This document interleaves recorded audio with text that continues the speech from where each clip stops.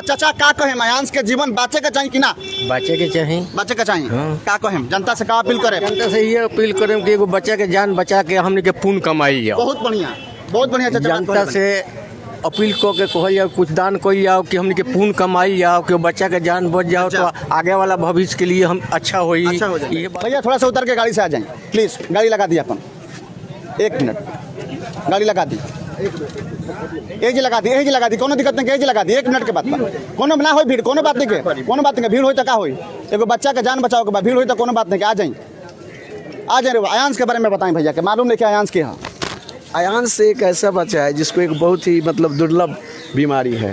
पटना का रहने वाला बच्चा 10 महीना उम्र वाला बच्चा है और उसको 16 करोड़ के इंजेक्शन लगेगा तब वो बच्चा ठीक होगा।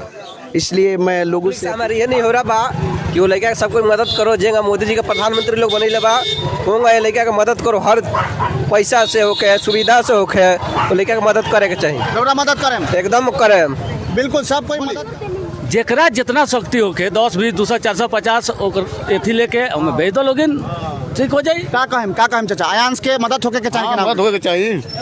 दुर्लभ बीमारी बा 16 करोड़ रुपया एगो सुई के सब लोग 10 20 50 जितना शक्ति जगरा होगा भक्ति उतना करो। थोड़ा सा हेलमेट उठाइए। आयांश के बारे में जानते नहीं रहुआ आयांश एगो लड़का के नाम बा पटना 10 महीना के उम्र बा 16 करोड़ रुपया इंजेक्शन के दाम बा एगो इंजेक्शन सुनले बनी नाम जी सुनले बनी हेलमेट उतारी सुनले बनी तो हेलमेट उतारी सुनले बनी तो हेलमेट उतार दी का कहें का जनता से अपील करें आयांश के जीवन बचावे खातिर का जनता से अपील करें जनता से ये अपील करें कि जितना सही सहयोग कर सकते हैं जनता सहयोग करे रहुआ सहयोग करें जी पक्का। नमस्कार हम बनी अमरजीत कुमार गिरी रहुआ देखा था भोजपुरिया चकोर। आज हम बानी सिवान जिला के मुसहरी बाजार पर और जनता से लगातार आग्रह होता निवेदन होता प्रार्थना होता कि सब आयांश के मदद खातिर सामने आओ। जी हाँ पटना के वो 10 महीना के बच्चा आयांश कुमार जरा दुर्लभ बीमारी बावे और एगो सुई के दाम 16 करोड़ रुपया बाटे। सब लोग से निहुरा प्रार्थना बाकी आयांश के मदद करे खातिर सब लोग सामने आवे। चाचा आयांश के नाम सुनले बनी ना हम नहीं सुनले। आयांश एगो 10 महीना के बच्चा बाड़े पटना घर बा उनकर और दुर्लभ बीमारी बा 16 करोड़ रुपया लगता एगो सुई के 16 करोड़ रुपया वो बच्चा के वो माता पिता सब लोग आग्रह करता कि जे भी बा बिहार के रहे वाला सब लोग चाहे देश के रहे वाला सब लोग मदद करे आयांश के फैमिली के ताकि बच्चा के जान बच सके। का कहें का निहुरा करें आरोवा सुन के कैसा लगता ये तो मान लीजिए दुख वाला बात बोल रहे बा मगर निहोरा जानकारी ना लेकर पहले ना हमरा जानकारी ना लगे।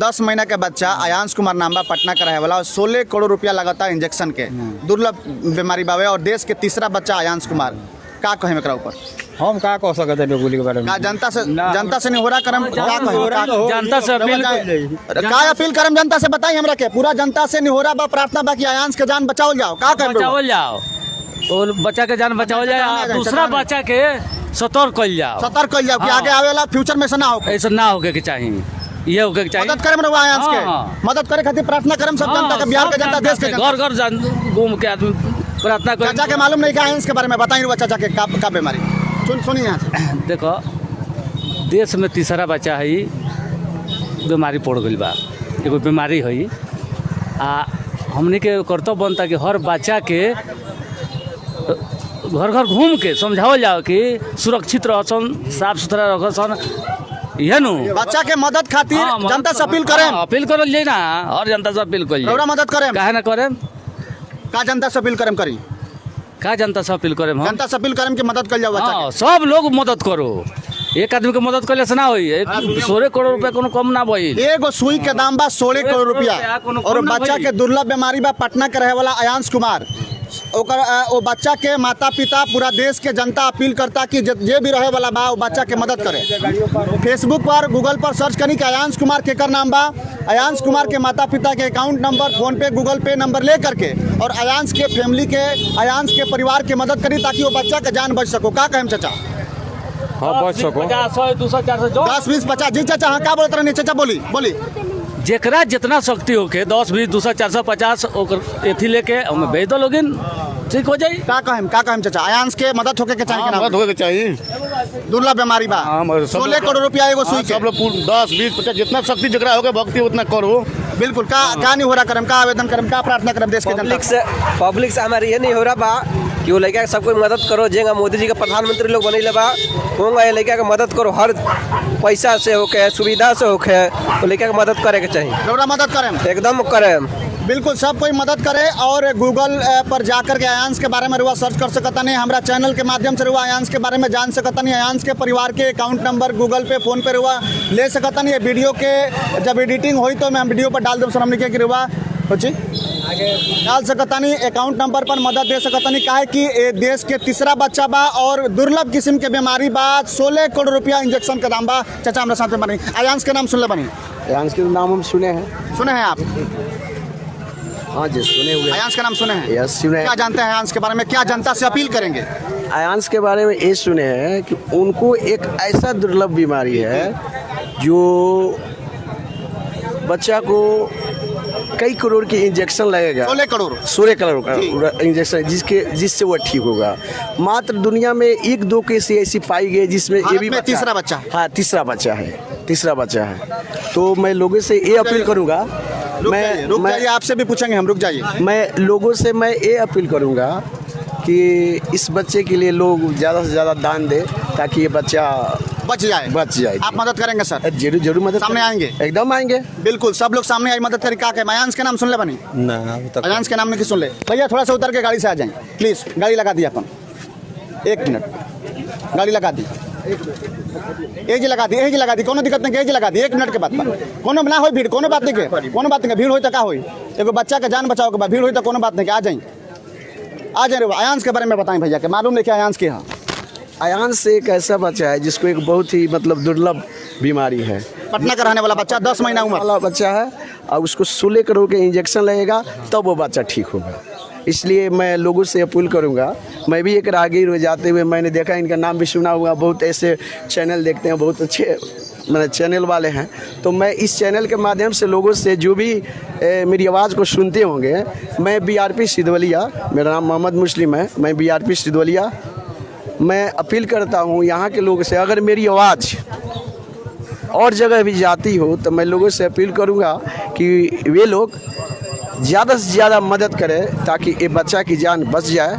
अयांश के बारे में जान गए आप? जी जरूर। क्या कहेंगे आप? अब क्या कहेंगे? आ जाइए, कैमरामैन इधर आ जाइए, दिखाइए इनके चेहरे को, दिखाइए। अच्छा अयांश के बारे में नहीं जानते हैं, यंग है, नौजवान है, क्या कहेंगे? वैसे बच्चा को ज़रूर मदद करनी चाहिए क्योंकि आने वाले भविष्य ही बच्चे हैं।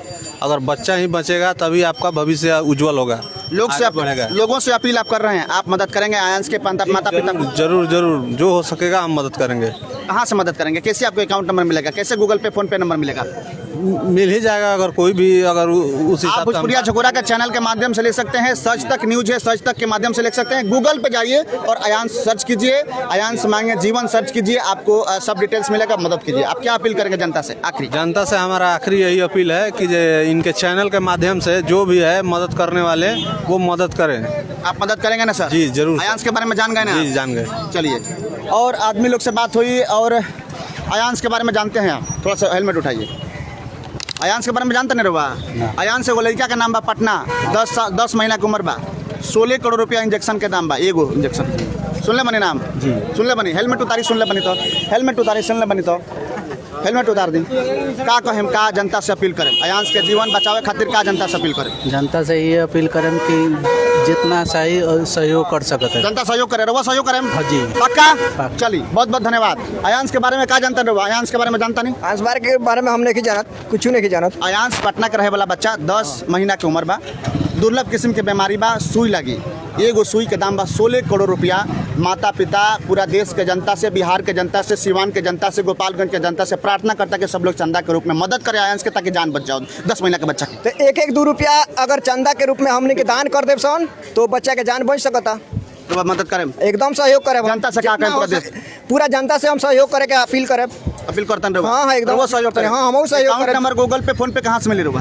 अब जहाँ से मिले वैसे अगर ले लिया जाए तो गूगल पे मिल जाए, गूगल पे मिल जाए, भोजपुरिया झकोरा के चैनल पर जाम तो मिल जाए। सच तक न्यूज़ बा, सच तक न्यूज़ से भी रुआ उठा सकता है। जितना सहयोग हो सके उतना आदमी सहयोग अपना से करी सहयोग। हाँ मदद। बहुत बहुत धन्यवाद। चाचा का कहें, अयांश के जीवन बचे के चाहिए कि ना? बच्चे के चाहिए, बचे के चाहिए। का कहें, जनता से का अपील करें? जनता से ये अपील करें कि एगो बच्चा के जान बचा के हमने के पुण्य कमाई जाओ। बहुत बढ़िया, बहुत बढ़िया चाचा। जनता से अपील को के कहल जाओ कुछ दान कोई जाओ कि हमने के पुण्य कमाई जाओ कि बच्चा के जान बच जाओ तो आगे वाला भविष्य के लिए हम अच्छा हो जाए। ये बात तो थोड़ा मदद करे अयांश के? बेशक इंशाल्लाह जरूर मदद करें। कैसे मदद करे? कहाँ से अकाउंट नंबर मिली माता पिता के अयांश आप लोग अपना एथिस के जरिए से देंगे हमको मिलेगा तो उससे लेकर भोजपुरिया चकोरा के माध्यम से ना तो सच तक न्यूज से जाकर के गूगल पर भी जाकर के वह लिखे अयांश मांगे जीवन, अयांश कुमार सर्च करें, अयांश कुमार सिंह तो अकाउंट नंबर उनका माता पिता आलोक कुमार सिंह के अकाउंट नंबर आ जाए। मदद करें रुआ, अल्हम्दुलिल्लाह मदद करें। अयांश के बारे में जानता नहीं रुआ? जानता नहीं। अयांश के बारे में क्या जानता नहीं? देश के जनता के बताएं, अपना आसपास के क्षेत्र के जनता के बताएं। अयांश के बारे में तो अयांश के तबियत एथी बा, सरकार ओकरा के एथी इंजेक्शन के कौन एथी बा मदद कइल जाई। अयांश के 10 महीना की उम्र बा, 16 करोड़ रुपया इंजेक्शन के लागत है। अयांश के माता पिता पूरा देश के जनता से निहोरा प्रार्थना करता कि सभी चंदा के रूप में मदद करे। का कहें? मदद कइल जाई। मदद करें रुआ? जी। क्या अपील करें जनता से?